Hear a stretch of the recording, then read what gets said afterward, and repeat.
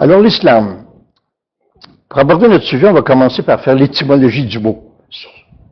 Le mot islam, c'est d'abord la lettre S. Ensuite, c'est L, la lettre L. Et M, la lettre M. On ajoute les voyelles pour la prononciation. Alors, en français, ben là, on écrit dans l'autre direction, S, L, M, et on peut ajouter les voyelles, ce que vous pourriez faire parce que vous connaissez peut-être le mot salam. Le mot salam veut dire paix. Donc, dans une interprétation que je vous présente ici, c'est que l'islam serait la religion de la paix. Si vous lisez des volumes ou vous parlez des musulmans, ils vont peut-être vous dire que l'islam veut dire la soumission. Bon, alors ils vous interpréteront ça à leur manière, mais moi je pars dans une autre direction. Et la contradiction, par contre, qu'il faut résoudre, c'est comment une religion qu'on peut identifier au départ à la paix soit si guerrière dans son contenu, dans ses sourates, dans ses descriptions. Il y a des périodes, des passages qui sont plus pacifiques, mais il y en a beaucoup qui sont très vindicateurs, etc. Comment expliquer ça? Ben, c'est relativement simple. C'est que, à l'origine, avant l'islam, dans les peuples qu'on appelait pré-islamiques, ben, ces peuples-là étaient des tribus qui habitaient le territoire de l'Arabie, chacun dans son coin, et puis comme eux pratiquaient le commerce, ben, ils devaient se déplacer du sud au nord ou du nord au sud, dans tous les coins de l'Arabie, et une des activités économiques parallèles au commerce, ben, c'était les razzias. Les tribus étaient en guerre, s'attaquaient pour voler le butin d'un autre, et puis s'enrichissaient la tribu.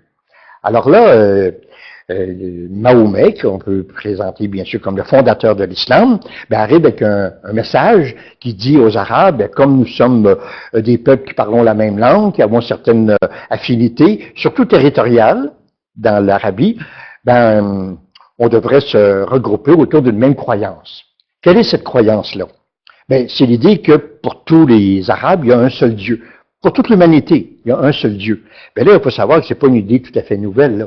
Il y a eu les Juifs avant, puis il y a les chrétiens qui avaient exactement le même dogme, qu'il y a un seul Dieu. Puis le Dieu des Juifs, ben c'est aussi le Dieu des chrétiens, puis c'est le Dieu des Arabes. La différence entre les trois conceptions de Dieu, c'est que pour les Juifs, Dieu a promis une terre. Puis il enverra un Messie pour que cette terre libère le peuple juif. Donc, il y a des éléments très concrets, là, c'est la terre. Et on peut aller sur cette terre-là qui est au Proche-Orient avec Jérusalem comme centre. Pour les chrétiens, ce même Dieu, ben, il a envoyé un Messie. Puis ce Messie, ben, c'est, dans la croyance des chrétiens, c'est Jésus. Jésus a vécu, les historiens ne contestent pas ça vraiment. Donc, c'est très concret, le personnage de Jésus. Peut-être pas aujourd'hui, mais dans l'histoire.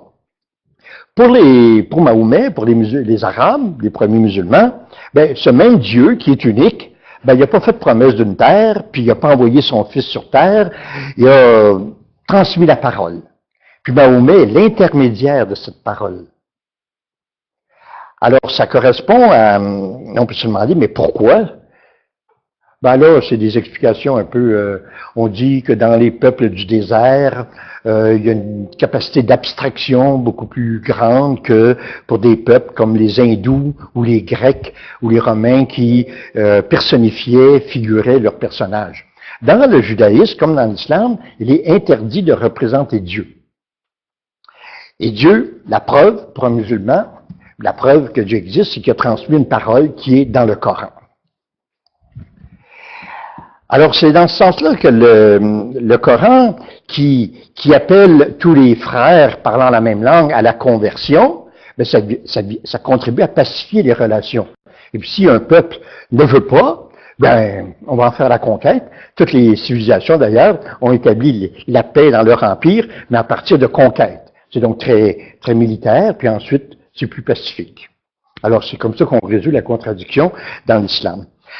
Alors, les tribus arabes qui étaient dispersées et guerrières, opposées, mais vont donc s'unir derrière un message, derrière des chefs, et puis devenir l'aube d'une nouvelle civilisation, une fois que la parole de Dieu aura été écrite. Parce qu'avant, le Coran, ce ne sont que des traditions orales. Et c'est ce qu'il y a de spécifique dans l'islam, c'est que Dieu a parlé. Et non pas envoyé son Fils dans un corps d'homme. Ça distingue bien la culture des premiers chrétiens, qui étaient surtout grecs, puis des Arabes, pour qui l'art, pour eux, c'est la poésie. Ce n'est pas des statuaires ou des temples, c'est la poésie. Alors, je terminerai cette introduction-là sur une adaptation d'une phrase d'un philosophe grec qui disait que si les chevaux avaient des dieux, mais leurs dieux ressembleraient à des chevaux. Mais là, on a un peuple pour qui la forme d'art la plus élaborée, c'est la poésie. D'ailleurs, entre pendant qu'ils faisaient leur commerce, puis dans les soirées, à rien faire, les Arabes récitaient de la poésie, puis il y avait des concours de poésie, des compétitions de poésie. Chez les Grecs, où on avait plus le culte du corps, qu'on voit dans les statuaires de Zeus ou de Vénus, il y avait des Olympiques, c'est eux qui ont inventé les Olympiques d'ailleurs.